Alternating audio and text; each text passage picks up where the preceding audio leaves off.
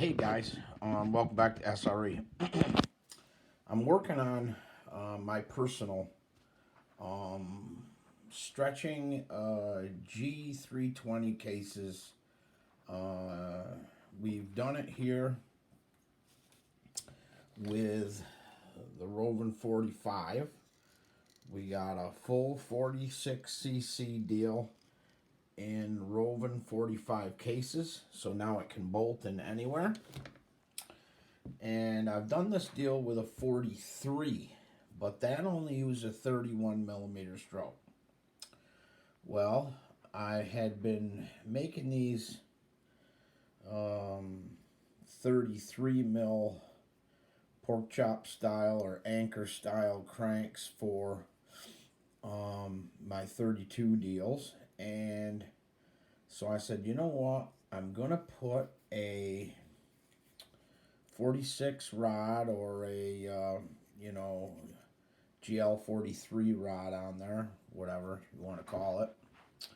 And you can see the amount of work. Okay, this is what this crank starts off looking like. See how much more material has to be removed, to get this thing to fit in a G320 case. Now, it still doesn't fit. You have to do excessive trenching through the bottom of the case. And you also have to sink the bearings into the case, so you have to machine where that bearing rides up against in there. Some, they have a snap ring. If they have a snap ring, you can just cut the snap ring groove out, but you have to do it on both sides, so it's even. Now, that's going to snowball, right? So another thing you have to do you see how this crank, when you get it, it has threads on both ends. It doesn't have a taper for a clutch, right? So this is the flywheel side. This is the PTO or clutch side. So then we modify them and put a taper on there.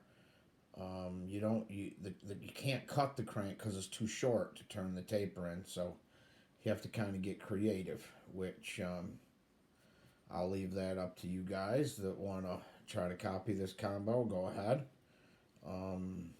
Considering I don't do it, I only do it for a few close friends of mine now. I don't really care if you know how to do it all. I like to show it.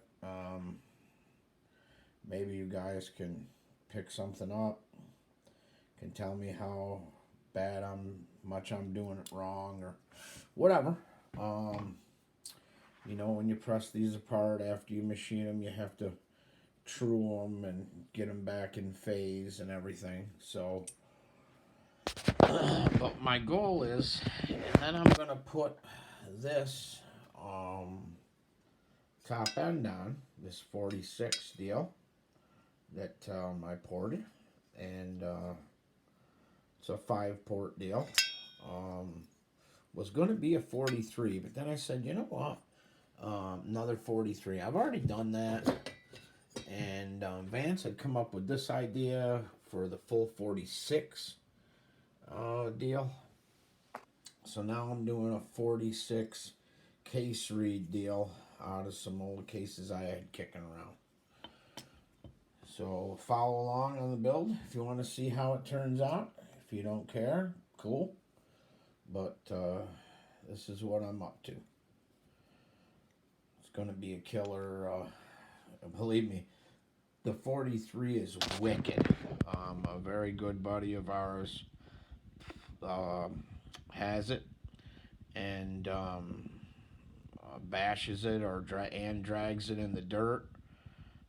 He's very happy with it. So, it works out great.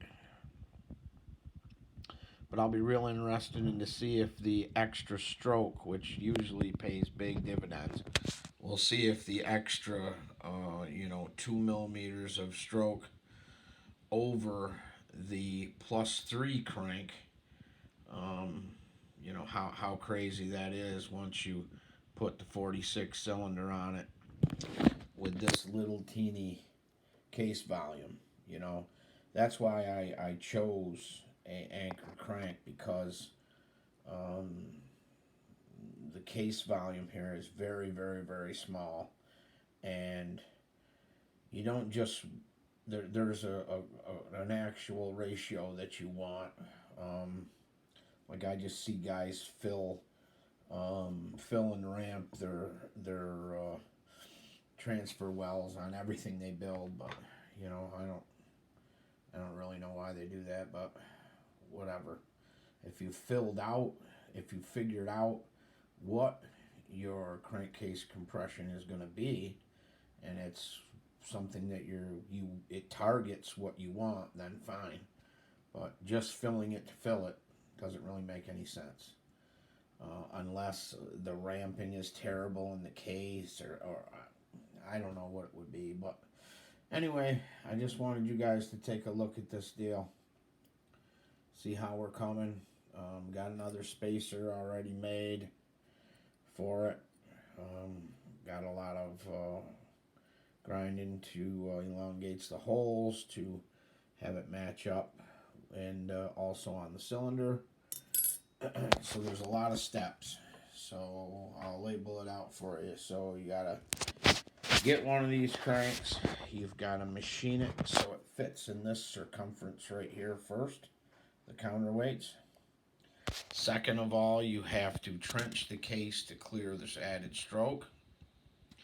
Then you have to machine and move these bearings out so the bigger crank, the wider crank, can fit inside the cases properly. Then you have to figure out your math and decide if your case compression is what you want for a Reed motor, and what you're doing with it. So once you figure that out, you can decide if you want to fill and ramp, or if you want to make your transfer wells bigger and reshape them that way. But other than that, let's see. Then you have to bore the opening for the cylinder barrel, the flange on the cylinder, the skirt. That thing right there has to be able to drop down in there, because it's such a bigger bore that it has a larger outside dimension. Now you can, because the case supports that, you can turn some off of the bottom of the cylinder and just do, split it. Take some off of here and there, or take it all off here. It's up to you as the engine builder. Do what you want to do. But as you can see, they're very involved. They're not a quick deal. But let me tell you something. They are well worth it. They really, really run well. So take it from me. Ask my buddy Leo what he thinks of his. I think he'll give you an honest opinion. And maybe you want to try one for your own. Build your own. You sure won't get it from me. So, okay, guys. All right. This is SRE, and I'm out.